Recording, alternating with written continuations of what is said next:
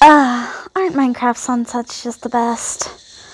Such a beautiful view. The sky turns such a beautiful color. Real sunsets are nice too. And of course it snows as soon as that happens. Well, anyways, you can see it's Kitten here with another video. I am your favorite kitten now, don't forget that, and an aspiring YouTuber, so if you're watching this video, hopefully you'll consider liking and subscribing.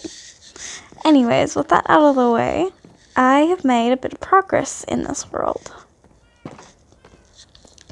Now not so much around my little base area, although that is on the way. Hear those strays dying? No, the first order of business is down here in the mines, and I'll be right back once I get down there to show you. Okay, we're getting a bit closer now. This is my strip mine that I used to mine for diamonds. Got a little bit of extra deep slate here. Did a little mining off to the side. This is where I've gotten diamonds and redstone and all the other materials that I use, but there is something else down here, and well, let me get there first, and I'll tell you more. Let's see, shouldn't be too much farther now. I think it's just, yep, should be down here somewhere. Right here, yep. So, you're probably wondering, what things am I going to be doing for this episode besides just showing you the progress I made? Well, can you tell?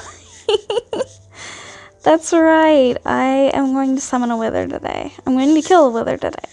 Well, not actually kill it. I'm going to watch it die here in this bedrock. I found the perfect spot, big enough area to put the blocks, and basically the wither gets trapped here in the bedrock, he dies.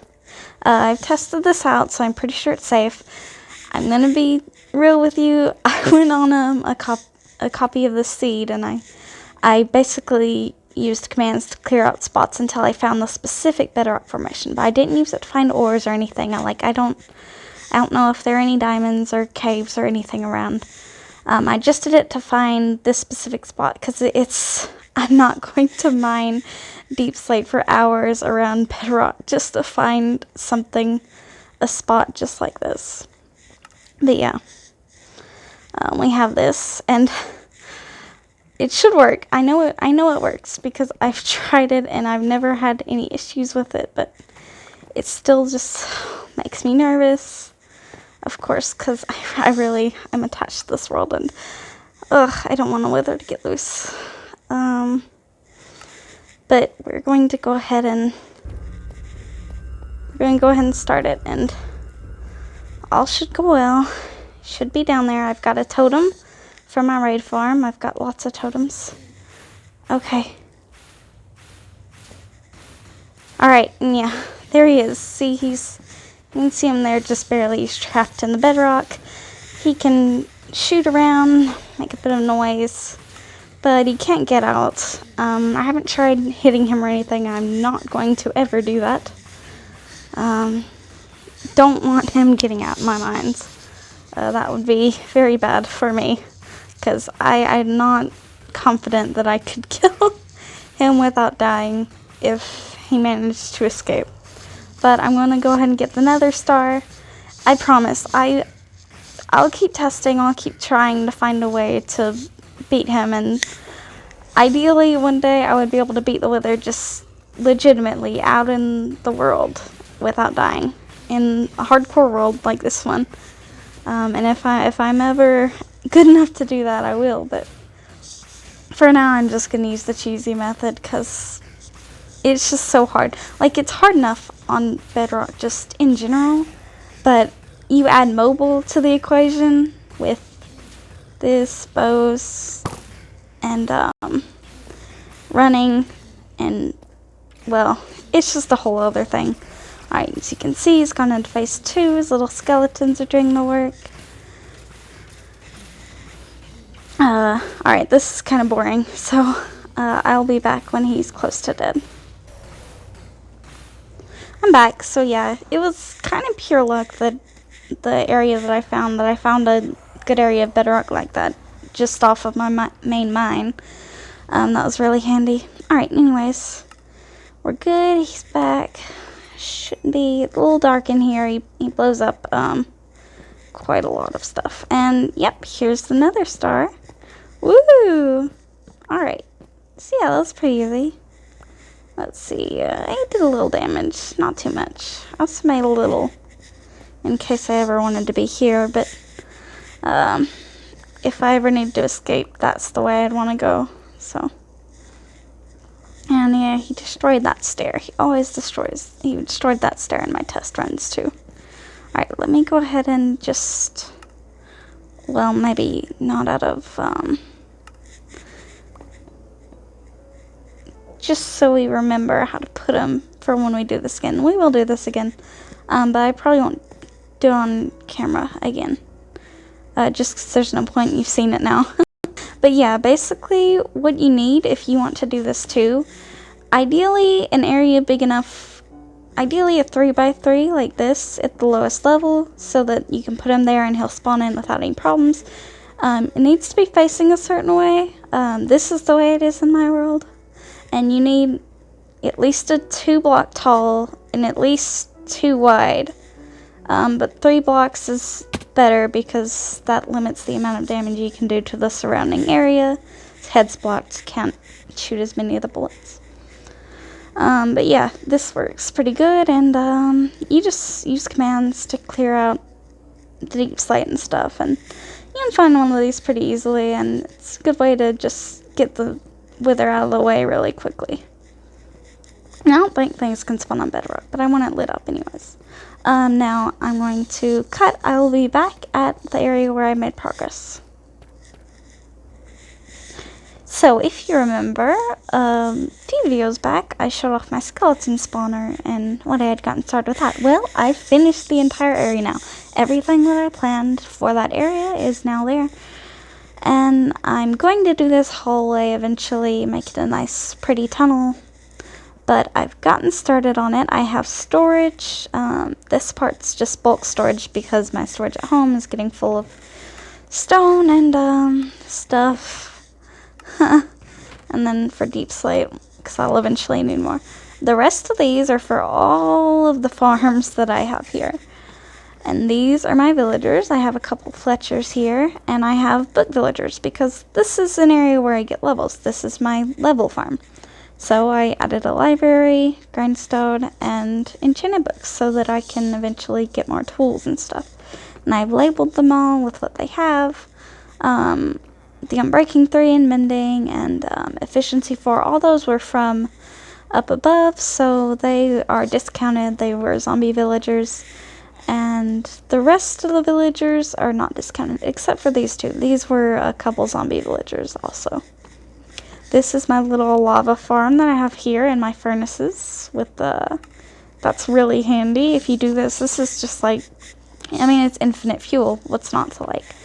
For lighting, I use torches underneath the slab. These are all slabs here, so nothing could spawn, and also torches underneath, so it's lit up. I also use the glowberries a lot for lighting. I have this little path here, and this leads to the AFK spot for the skeleton spawner. As you can see, it's very tight, so Enderman can't get here if anyone were to spawn. Nothing can get here if I block that up. I'm completely safe, and I can sit here in AFK and not have to worry about anyone killing me. Which, of course, for hardcore, you want to be as safe as possible. I have water elevators, and I'll go up those at the end. I have an ender chest, brewing stands, anvils here on the edge. These little glowberry things keep growing out of control. That's been kind of annoying. I've had to break them, but I've finished not only getting all the farms in place, but decorating this area. So we have this already. You've seen this. This is a new one. This is extending out of the ceiling and kind of going over here. I have this little thing in the hallway. I thought that'd be cute. And this room, this is one of the farm rooms. So I fixed this that was here. I don't remember, but it was pretty ugly the way it was, and I fixed it so it looks better and makes a little more sense functionally. This is coming from the ceiling, and it comes out into here this way. And then this one in the back is probably my favorite. It looks really cool. I will have to trim these periodically, but that wall was kind of bare, so I added this, and it makes it look better. This is for growing this stuff that I can collect, and of course down here is, well, this part is mainly for fishing, if I ever want to just not sit around AFK but fish. And this is sea pickle farm, and also coral and seagrass and all that good stuff. I added that down there. This over here is my automatic storage system for all of my automatic farms. I've made a bunch. It took a long time to get them all done as well, but well worth it. It's making a lot of supplies already. Alright, this is the overflow chest with my bottles for the beehive. So this area hasn't been decorated, but that's because you're not really supposed to see it for the most part. I have my automatic sorter system here, so everything gets sorted into the right things. I have my minecart here on a hopper clock over here, you can see, and that collects everything from all of the chests from the farms and dumps it all here into the automatic storage system. So we have the cactus farm here. Oops. So these are the sugarcane and bamboo farms, cactus farm. And I have the mine carts for the sugarcane and bamboo farms on this hopper clock. So yeah, this area is kind of cluttered and messy, but I mean, it's just supposed to be functional. This is my seagrass farm, or kelp farm, sorry. It's really efficient, and of course this is my bee farm. My own. All these are my own designs, but they're not really any different than anyone else's designs, I don't think. So it's not like it's exciting. I have my little bee farm here. These are bottles here. These are shears here, so I get both of the things. Have my redstone going down here to an observer. But yeah, all these farms have been working really well for me.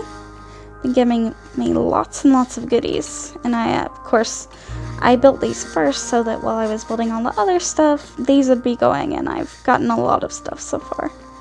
Alright, now on to the other side. This is my manual farm area, so I have this water, it goes down into, eventually leads into that chest when I break stuff. Of course, right now it's just got other stuff there. But I have these kinds of vines. I have vines growing here on the back.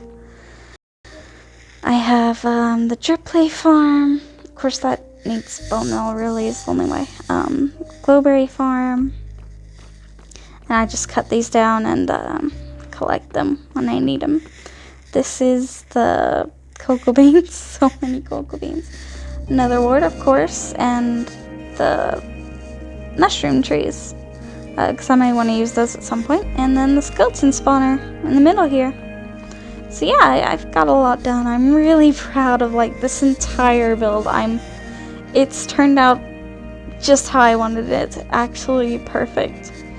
We've got all the automatic farms. I still have to move this chest. This just has stuff in it from when I was building.